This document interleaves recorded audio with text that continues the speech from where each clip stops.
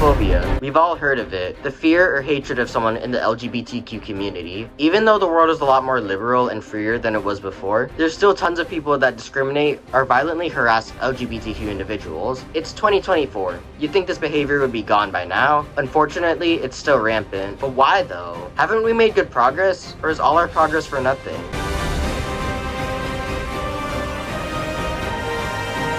Homophobia, or anti-LGBTQ, is the fear or hatred of people in the LGBTQ community, aka people that are lesbian, gay, bi, trans, queer, or anyone else in there like pansexuals. There are four main types of homophobias. Internalized, which is when the person has negative thoughts or feelings about their sexuality or identity because of what others think. They have a battle inside themselves and may try to change for others. Interpersonal, which is when a person gets discriminated against or harassed when talking to a person or many people. This can include bullying, both online and in person, harassment, false rumors, physical violence, or even death threats. Institutional, this is when organizations, countries, or institutions create laws, policies, or rules that discriminate LGBTQ people. Cultural. This is when a specific group of people or an ideology represent LGBTQ in a negative light, such as religious beliefs or media coverage that involves a bad incident with LGBTQ people. The last one, cultural homophobia, is particularly impactful because it extends beyond individual interactions and is embedded in societal structures. This form of homophobia is often deep-rooted in cultural beliefs and traditions, making them more challenging to address and change. Religion, culture, and moral beliefs play a huge role in homophobic behavior, but how did these beliefs become so ingrained in society? In certain religions such as Islam and Christianity, being part of the LGBTQ community is considered illegal or haram.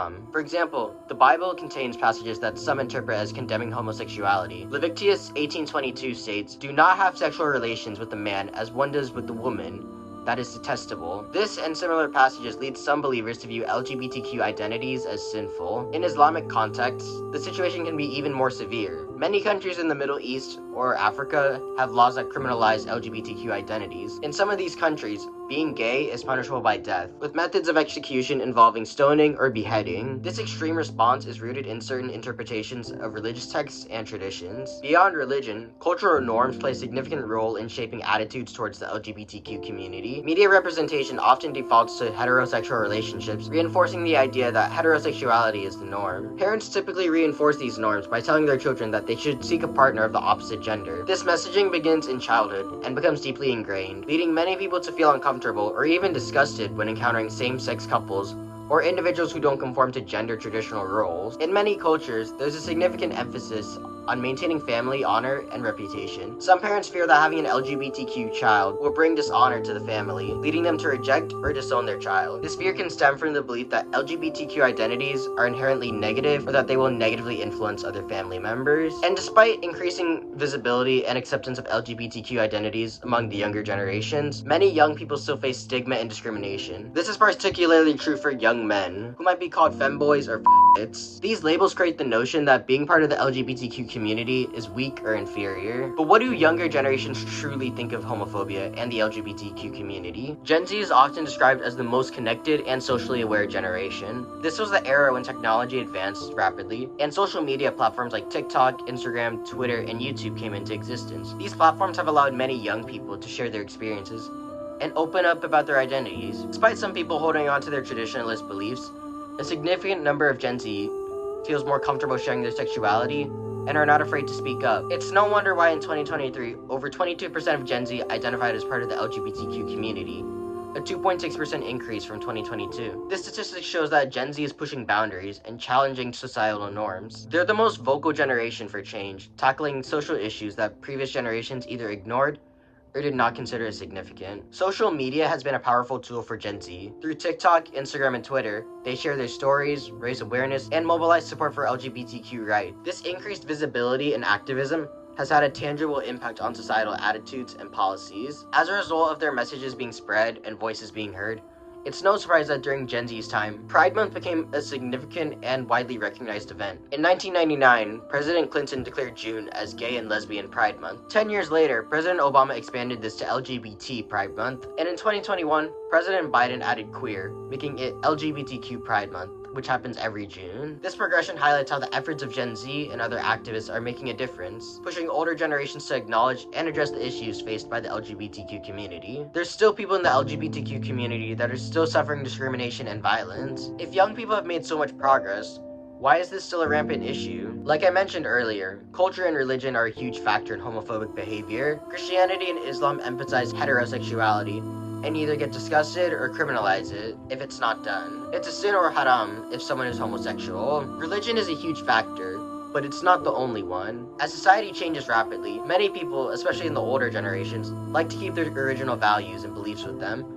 and pass it down to their kids. These values and beliefs create some sort of safety in their minds, but breaking this belief of heterosexuality is basically walking on burning hot coals. Older generations don't expect this from their kids and don't know how to react at first. However, most of them get defensive easily and think that their kid's ruining their life by being part of the LGBTQ community. What I'm saying is that some people in the older generations are afraid of their kid breaking out of what's normal to them, hence why they might stigmatize the LGBTQ community. But it's our job as Gen Z to educate them. Speaking of education, this is another problem. Many people aren't properly educated with the LGBTQ community. The media and even social media can improperly portray the LGBTQ community as a disgrace to society or a needy group of people that are attention seekers. People are so quick to jump to conclusions without considering the whole story, and usually the media or social media only shows the bad stuff. Also, some places are afraid of kids even knowing about LGBTQ, so they ban all talk about it. In Florida, for instance, a Don't Say Gay law was implemented that prohibited discussing sexuality in schools from kindergarten to 3rd grade. Also, there's this fear of losing people you love close to you. Some people feel like they're LGBTQ, but they don't say it because the people they love are homophobic or anti-LGBTQ. If they come out and their parents and friends are homophobic,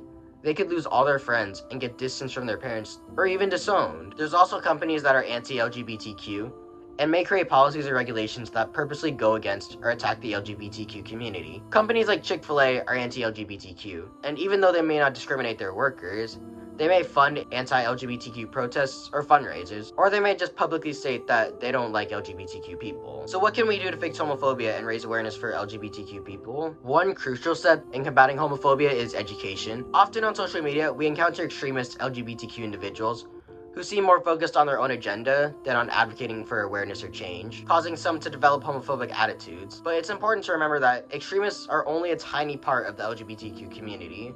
Most LGBTQ individuals are just like anyone else. Normal, genuine people that want equality and acceptance. The way somebody rolls is not an indicator of who they are inside. I promise you that the majority of LGBT people are just normal humans who want to live their lives the same way we do. Don't listen to the small percentage of LGBT extremists who will paint you as the villain if you don't take their ideology as seriously as they do. Normal gay people don't like those extremists either. When we encounter extreme behavior, we have to remind ourselves that it doesn't reflect the entire community. To promote understanding, we should create safe spaces in schools where students can discuss sexuality openly. Additionally, increasing access to mental health facilities can provide a supportive environment for those struggling with their identity. Another effective strategy is to amplify the voices of LGBTQ individuals by sharing their stories. Social media has made it easier than ever to spread awareness and foster empathy. LGBTQ celebrities and influencers can play a vital role in representing the community positively and advocating for change. In addition, we should create more support groups for the LGBTQ community and work on creating and getting laws to be passed that support equality for the LGBTQ community. Same-sex marriage shouldn't have to get someone killed. It's a way of expressing their love and happiness, and I'm glad many countries are noticing this. It's also important to recognize that homophobia may never be gone entirely. Some individuals will always harbor prejudices, but we shouldn't let those negative attitudes stop us. Instead, we should focus on the millions of supporters who advocate for LGBTQ rights. By maintaining a positive attitude and refusing to let homophobic opinions cloud our judgment, we can continue to make progress and things will only get better from there. All of us are human at the end of the day, so why do we have to hate someone just because they don't have a partner of the opposite gender? There's so much more to life, and we should all just enjoy it. But if you guys made it to the end, I really appreciate you for watching. Let me know what you guys think. Do you agree with what I said? Was I completely wrong? Was I clueless to what I was talking about? Let me know in the comments. And if you guys enjoyed this video, please like and subscribe to join the Brainiac family. And it also really helps me out. I'm Dan the Smarty, and thank you for watching.